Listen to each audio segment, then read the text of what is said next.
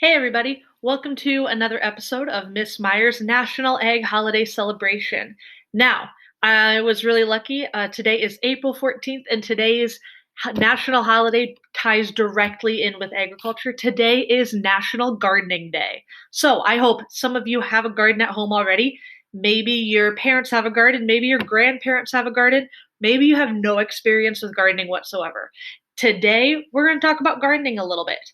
We are first going to talk about a couple different methods of gardening. We're going to cover four main ones, and then I'm going to take you out to my family's shed in our little gardening section, and we're actually going to start a garden. So, first up today for the type of garden we're going to talk about is raised garden beds. Now, you have probably seen these out and about. They're pretty common in our area. What you're doing is building pretty much the shape of a bed, and you're lifting the growing area from the ground up about 12 to 30 inches. So this gives the soil a new amount of soil you're putting in. You get to aerate a little bit more. There's a lot of benefits of having a raised garden bed, especially if the soil you're going on top of isn't the best quality or you're not able to dig down into it.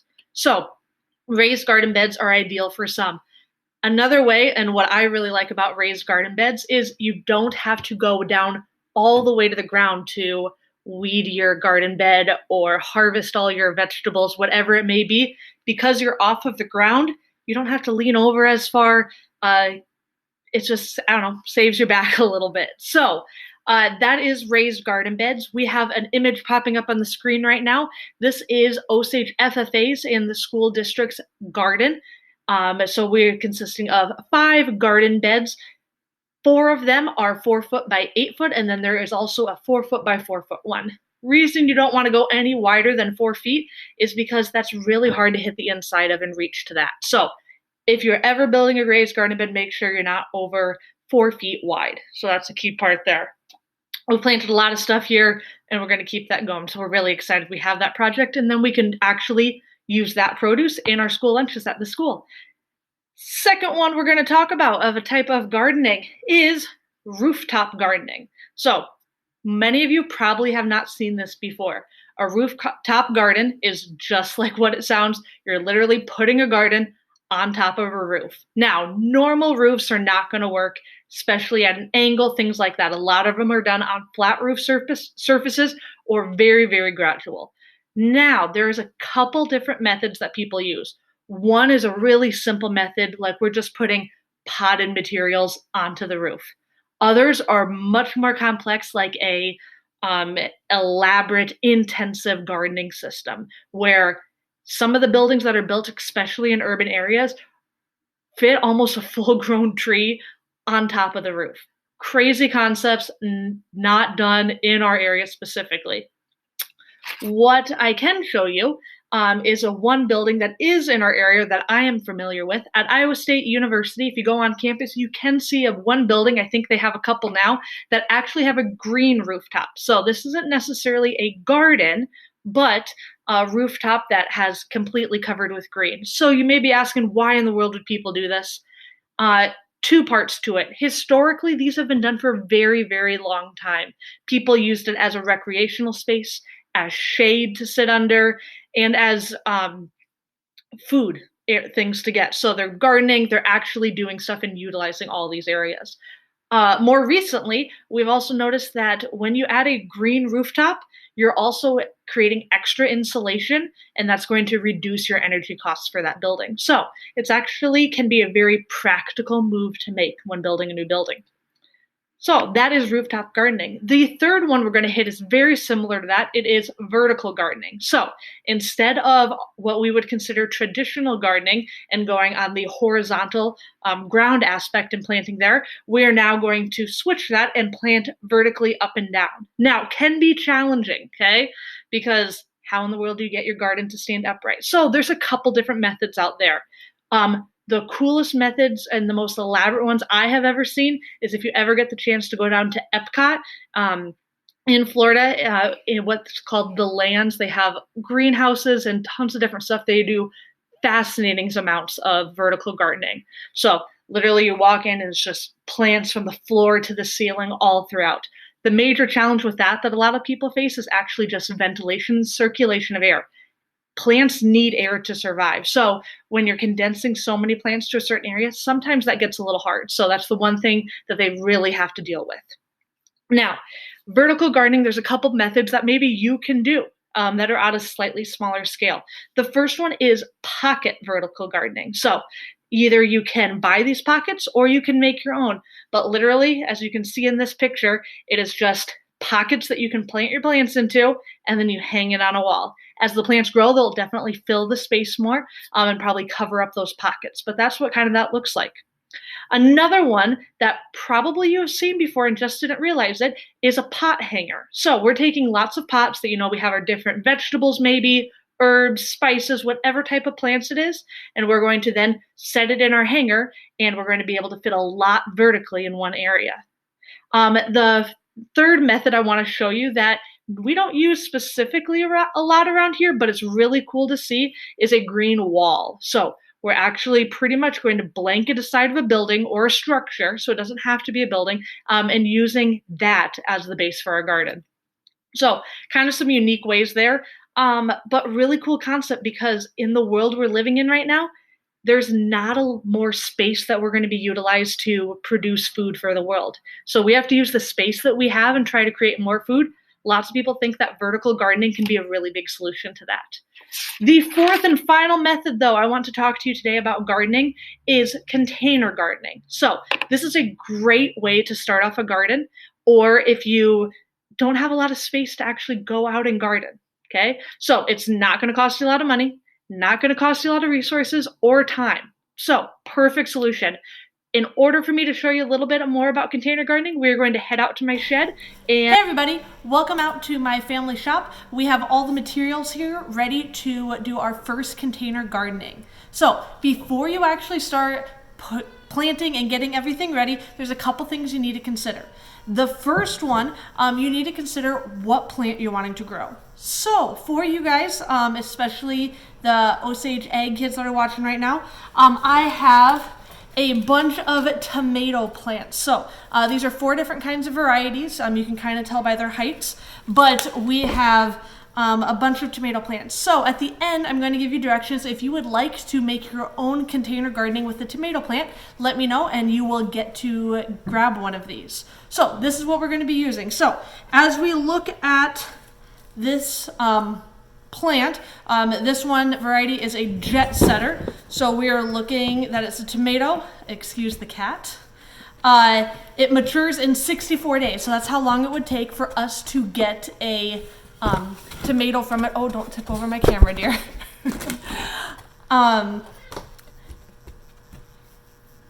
The carrot, it needs full sun. Okay, it's also a vine type is intermediate. So tomatoes can be in a vine form or a bush form. So what this plant's going to need eventually is some sort of support down the middle.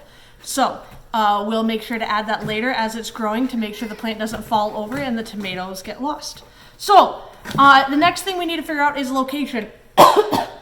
Where are we setting these plants? So it might be a little hard to see behind me, but as that light adjusts, you can see I have some plants actually in that windowsill right there. So this is kind of our gardening area, but make sure you have a spot with good light. It's still going to be warm for them to see, and it has a space for your pot. So depending on what size pot you have, you also have to figure out if it will fit or not.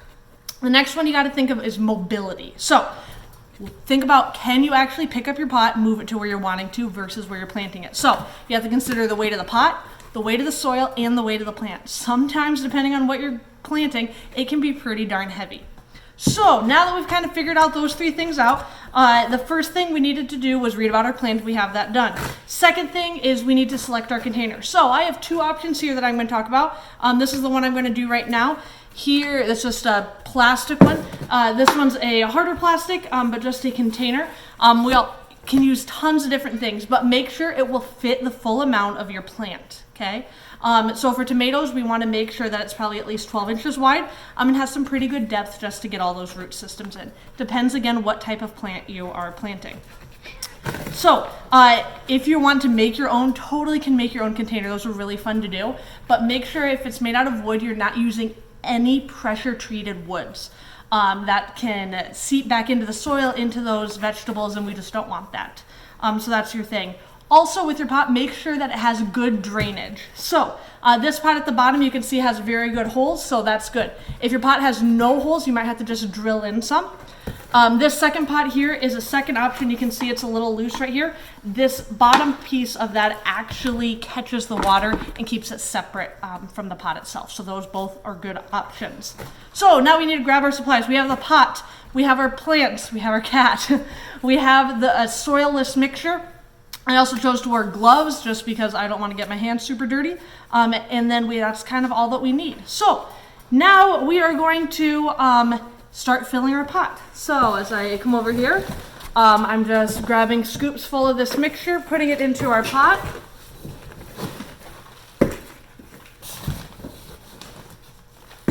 You want a pretty good amount in there.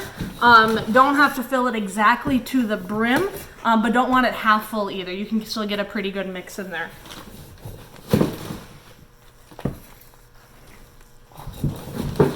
I don't know if you guys can tell in the video, but this is a pretty dry mix right now, so there's a lot of dust in the air, so I apologize if I cough. Okay, so here's our pot. It is pretty full. So we have this ready. So now we have to figure out this plant spacing. So one tomato plant is not that big when it starts out as a seedling. So this right here is 3 total plants.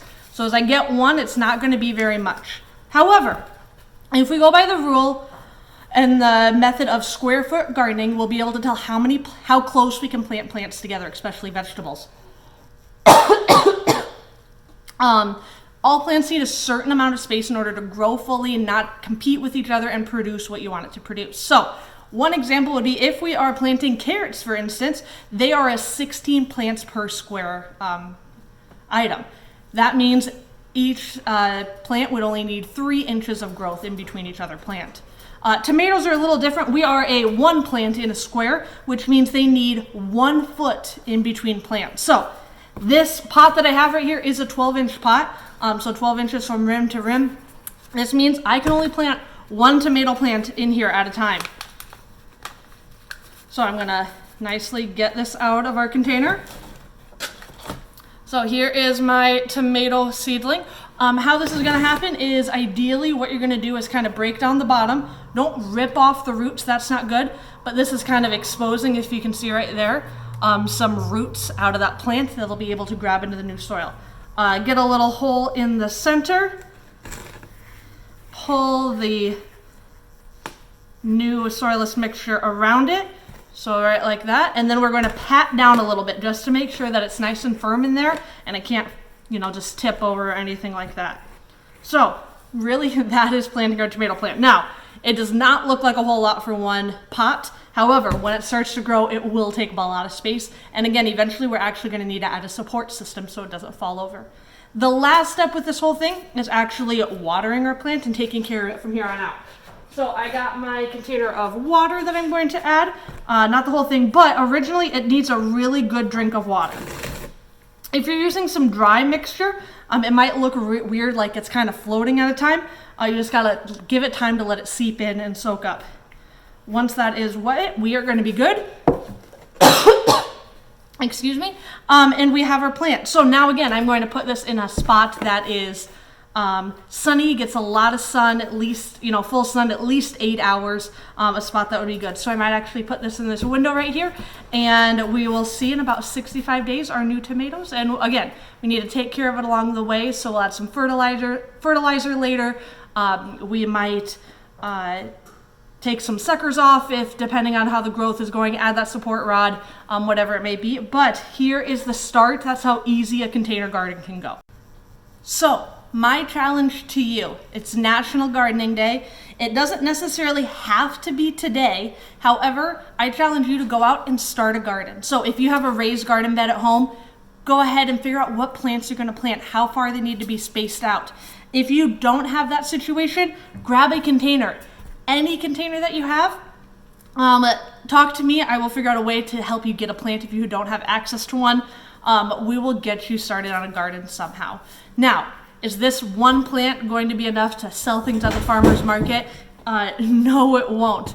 However, it's enough that I'm going to have some tomatoes as a snack. Maybe I'll make some salsa. Don't really know what that'll all entail yet. So my goal to you and plan is start a garden, get gardening. And if you, again, don't know much about it, there's tons of resources online, but also use past generations, okay? In history's time, so many people have actually had a garden and they know so much, so build off of their knowledge as well. Okay, guys, have a great day.